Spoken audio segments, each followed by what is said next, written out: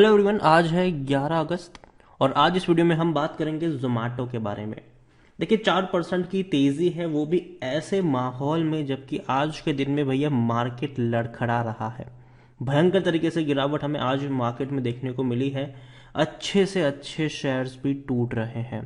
खास करके जो बड़ी गिरावट है वो आज स्मॉल कैप और मिड कैप में देखने को मिली है। दिग्गज शेयरों में उतनी बड़ी गिरावट नहीं है, लेकिन कोई उतनी बड़ी तेज़ी भी देखने को नहीं मिल रही है। लेकिन ऐसे में जोमेटो 4.5% की तेज़ी लेकर बैठा है, वो भी तब जब कल इसके जो रिजल्ट आए थे वो उतने अच्छे भी नहीं थे। हालांकि एवरेज थे, और उसी के बारे में हम यहाँ पर बातचीत भी करेंगे कि जोमेटो में आखिर भैया चल क्या रहा है कि 130 रुपए का शेयर फ्यूचर के लिए, उन लोगों के लिए जो लॉन्ग टर्म के लिए इंटरेस्टेड होते हैं, उनके लिए सही है कि नहीं, वो हम यहाँ पर बातचीत करेंगे। लेकिन उससे पहले अगर आपने अभी तक चैनल को सब्सक्राइब नहीं किया है तो प्लीज़ अभी इसे सब्सक्राइब कर लीजिए, क्योंकि आगे भी बहुत सारे वीडियोस हैं जो आपको काफ़ी ज़्यादा हेल्प करेंगे।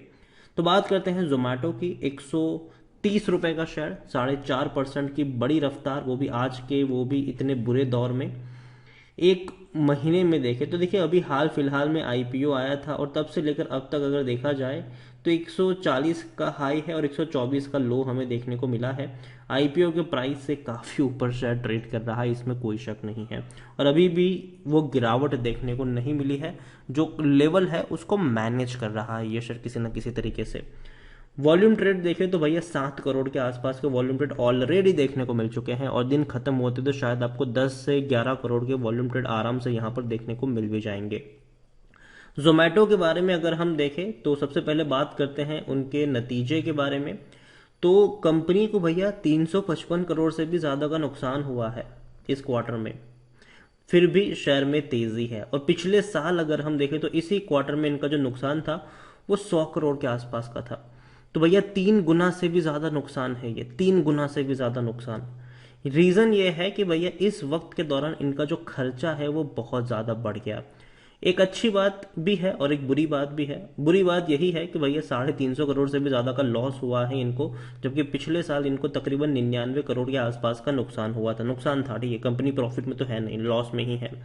लेकिन लेकिन लेकिन अगर बात करें रेवेन्यू की, तो कंपनी का जो रेवेन्यू आया है इस क्वार्टर में वो 844 करोड़ है। मतलब 145 करोड़ के आसपास का, सॉरी 845 करोड़ के आसपास का इनका रेवेन्यू आया है, जबकि पिछले साल ये रेवेन्यू सिर्फ 266 करोड़ था।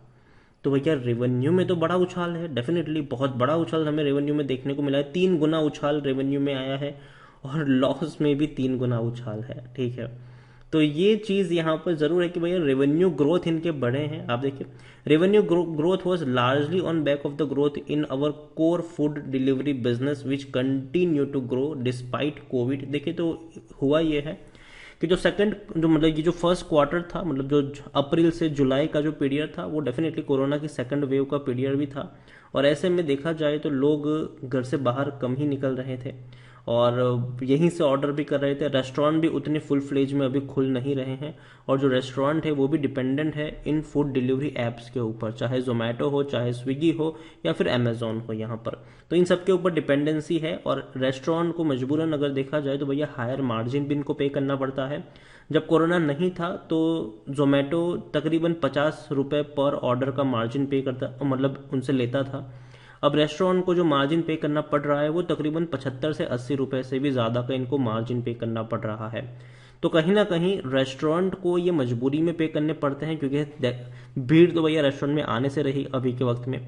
लेकिन जब सिचुएशन नॉर्मल हो जाएगी तब रेस्टोरेंट वाले शायद हो सकते हैं कि इतने हायर मार्जिन पे करना, या तो थोड़ा सा नेगोशिएट हो सकता है, कुछ भी हो सकता है। देखिए अभी से लिए उस बारे में कुछ कहना सही नहीं होगा। यहाँ पर कंपनी के खर्चे बहुत बढ़ गए हैं भैया। खर्चे आप देखो कितने बड़े हैं। जून क्वार्टर में भैया 1260 करोड़ रुपए का खर्चा हुआ है, जबकि पिछले साल सिर्फ 385 करोड़ के आसपास का खर्चा था ये। तो आप देख रहे हो कि खर्चा कितना कितना कितना ज्यादा बढ़ गया है। 4 गुना से भी ज्यादा का खर्चा है, 4.5 गुना का खर्चा बढ़ा है इनका, जो कि देखा जाए तो अच्छी बात नहीं है। इतने ज्यादा खर्चे इनके बढ़ गए हैं। ये एक बहुत बड़ा नेगेटिव इम्पैक्ट था। इसीलिए यही हुआ। देखिए कंपनी का रेवेन्यू था भैया 845 करोड़ और खर्चा इन लोगों ने कर दिया 1260 करोड़। तो इसी की वजह से इनको इतना ज़्यादा नुकसान झेलना पड़ रहा है। पिछले बार क्या था कि भैया रेवेन्यू भले ही 265 करोड़ का था, लेकिन खर्चा 380 करोड़ का था। तो इसीलिए आपको लग रहा था कि हाँ चलो ठीक है 100 करोड़ का लॉस था। लेकिन इस बार अच्छा रेवेन्यू था, लेकिन फिर भी खर्चे बहुत ज़्यादा इनके बढ़ गए हैं। और यही एक वजह रही है इनके, कह सकते हैं कि इतने बड़े लॉसेस की। During the April and June quarter, the leading online food delivery service provider recorded its highest ever gross over value. तो पिछले भैया काफ़ी ज़्यादा ग्रोथ रेवेन्यू देखने को मिला है इसमें कोई शक नहीं है। और बिजनेस भी अगर देखा जाए तो काफ़ी हद तक इनका इम्प्रूव ही हुआ है। अभी हाल फिलहाल में ही अगर देखें तो कंपनी का जो मार्केट कैप है वो 1 लाख करोड़ से भी ऊपर निकल चुका है, जो कि बहुत बड़ा मार्क है। अच्छी अच्छी फंडामेंटली स्ट्रांग कंपनियों का भी इतना बड़ा मार्केट कैप नहीं होता है। आईपीओ इनका जो आया है 9,375 करोड़ का। उसके बाद अगर देखें तो और भी कई सारी कंपनीज है जो भैया अपना आईपीओ लेकर आने वाली है, जिसमें पेटीएम ने फाइल कर दिया है। फ्लिपकार्ट और ओला भी भैया लाइन में लगे हुए हैं, उनके भी आईपीओ आपको देखने को मिल सकते, स्टार्टअप्स के आईपीओ आपको देखने को मिलेंगे। और जोमेटो ने एक शुरुआत करी है भैया, जो कि बहुत अच्छी बात है कि स्टार्टअप्स भैया अब लिस्टिंग हो रही है। तो जोमेटो को इसके लिए डेफिनेटली सैल्यूट तो बनता है कि भैया अच्छी शुरुआत करी इन्होंने, और अभी भी अपने शेयर प्राइस को गिरने नहीं दिया है। लेकिन टेक्निकल रेटिंग अच्छी नहीं है इनकी, ठीक है, गिरावट कभी भी यहाँ पर आ सकती है। इतना ही नहीं, अगर देखें तो according to Moneycontrol user 49% लोग खरीदने की सलाह दे रहे हैं, 44% लोग बेचने की बात कर रहे हैं, जो कि भैया बहुत बड़ा परसेंटेज यहाँ पर देखने को मिलता है कंपेयर टू बाकी शेयर्स। अगर देखें तो 7% लोग होल्ड करने की नसीहत दे रहे हैं। देखिए जोमेटो की दिक्कत क्या है पता है, रेवेन्यू भले ही इनके बहुत बहुत बहुत तेजी से बढ़ गए हो, ठीक है, अच्छी खासी तेजी से इनके रेवेन्यू बढ़े, इसमें कोई शक नहीं है, लेकिन उसका जो फायदा है वो प्रॉफिट में नहीं दिख रहा है। बड़े बड़े लॉसेस है, प्रॉफिट में काफ़ी बड़े लॉसेस है ये। और company end of the day यही कहा जाएगा कि भैया लॉस मेकिंग कंपनी है। पिछले 2 सालों में भले ही रेवेन्यू बढ़े हैं, लेकिन उतने ही ज़्यादा इनके लॉसेस भी बढ़े हैं, जो कि अच्छी बात बिल्कुल भी नहीं है। जोमेटो देखा जाए तो भैया डेफिनेटली कंपनी में अकॉर्डिंग टू टिकर टैप 50% एनालिस्ट खरीदने की सलाह देते हैं। और इतना ही नहीं, शेयर होल्डिंग पैटर्न भी इनका बहुत ही इंटरेस्टिंग है। शेयर होल्डिंग पैटर्न अगर आप देखें तो भैया प्रमोटर तो है ही नहीं यहाँ पर, ठीक है, 3.01% की होल्डिंग म्यूचुअल फंड के पास है, 0.78% की होल्डिंग डोमेस्टिक इंस्टीट्यूशन है, 8.81% की होल्डिंग है फॉरेन वालों के पास। अब अदर पार्टीज के पास 85% की होल्डिंग है, रिटेल वालों के पास भी सिर्फ 2% की होल्डिंग है, ज़्यादा नहीं है, तो ठीक है।